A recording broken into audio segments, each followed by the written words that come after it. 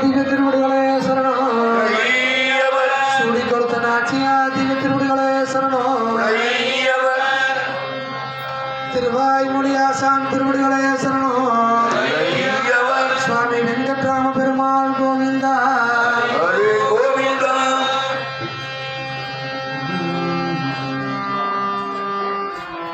Anjaneya Varada Govinda.